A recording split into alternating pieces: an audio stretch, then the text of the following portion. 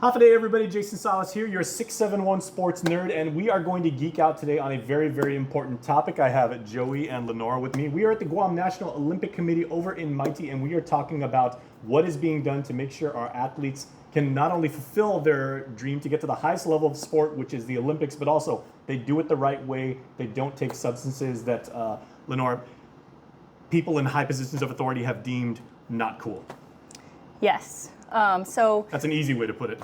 Yes, athlete awareness is really about understanding, your responsibilities, your rights, and just what it takes to compete internationally and even at the professional levels. Because Joey, this is all, of course, about fairness, and that is part of the Olympic movement. Is we want to have these world-class athletes, competing the right way. Correct, and along with clean sport. So we would like all our athletes, regardless of age, capabilities, to learn about the Clean Sport program, because it would help them in future events, especially as they go on and compete in the international level. And there's been so much over the last maybe 20, 25 years about anti-doping and what substances are now banned from the professional leagues all the way up to the Olympics. And the thing that I appreciate about this program is we're starting young, and so we're teaching young athletes to make the right decisions right off the bat.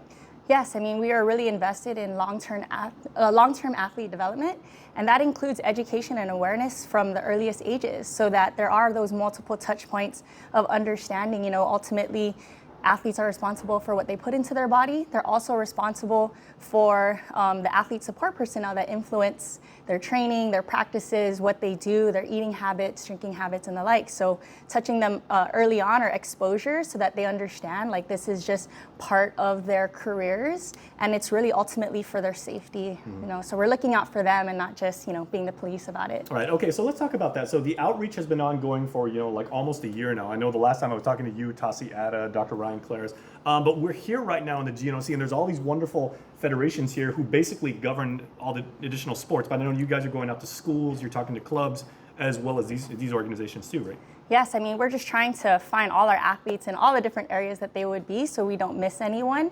And we have athletes who are representing their sport, their island, their federation at very young ages as well. So they need to also understand what they might expect when playing internationally, and as far as whereabouts and what might be asked of them, and what anti-doping is all about, and not just they might think it's just drugs or just steroids, but understanding really the breadth of what that means and what they need to be aware of. So what are some of the substances that people tend to say, oh, I didn't realize that was on the no-no list? I know. But just realizing these might include things like stimulants, right? Something as simple as caffeine that might be, we're just thinking coffee, but now energy drinks and supplements and everything else that might be included in a supplement that we might think, oh, those are only sold in drugstores or on the market, but we might even find these substances in a gas station or in a pre-workout that was recommended by a different trainer. So they just really need to understand that they need to know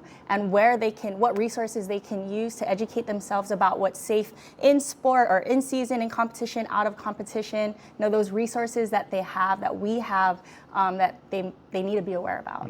Now, Joey, we're pretty much the same age demographic and everything. When we were young, you could eat whatever you want. Not everybody necessarily weight trained. Not everybody had nutritionists and everything like that. But kids these days, and I say kids, 25 and younger, have access to so many resources, but more important, information, and that's what you guys are doing. Yes, we are.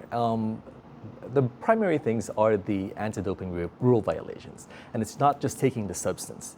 There's several other criteria that will cause you to have what they call a positive result that will ultimately lead to banning you from playing sports. So if you're not aware of these ADRVs, that may cause you between 1 to so many years of not being able to compete, coach, or be involved in sport. Yeah, this isn't just basically you got to sit for the next quarter, or you got to sit out for a game, Correct. or you can't participate in this tournament. Correct. You are effectively done. Right. Yeah, they're not messing around with this. No, they're not. And if you take most of the sports, we are all required, if we are a member of the IOC, to have some sort of anti-doping presentation and or the test itself. So even with bowling, who's competing right now in the World Cup, they have anti-doping ongoing with the competitions that they're playing in at the moment. So we have to make sure that all our athletes are ready. We've had our own share of violations. So Guam isn't one of the islands or countries that has not had any positive results. And this goes back to 15, 20 years ago. Now, is that more like they knew something was wrong and then they took it, or it's like, oh, I had no idea? And that's basically the case. Okay. One was, I believe... Because we don't cheat here on Guam. I mean, no, we work hard and we correct. appreciate fairness. Well, one was more of not understanding or knowing what was in the product itself and was taken. As a matter of fact, I believe it was a Vicks inhaler. So it was something in the Vicks inhaler that caused a positive return. The other one was just not understanding what the anti-doping rule violations are. And in effect, it pretty much gave him or her several years of ineligibility. And that is really, really unfortunate. Very much. And we want to actually use this as a case study to pass to younger athletes who have Olympic aspirations. Correct. This isn't a crackdown. I mean, it's basically just to enforce fairness again. Yes, and really helping athletes even from a young age to, our Olympic hopefuls, that it's not something to be afraid of, really. And that's part of the multiple touch points in the early education and advocacy is just for them to understand what this process looks like, and that running away from it or trying to hide from it is a violation in and of itself. So, what... You can't claim ignorance. Correct, and you can't try to hide, and that in itself can result in what's considered an ADRV. So helping them understand, what does the process look like? What are their rights? How can they feel protected and know what to expect? Well, any elite level athlete knows that there is sacrifice. You can't go out on Friday nights with your friends anymore like maybe you used to. You have to hit the gym and train on very uncommon hours.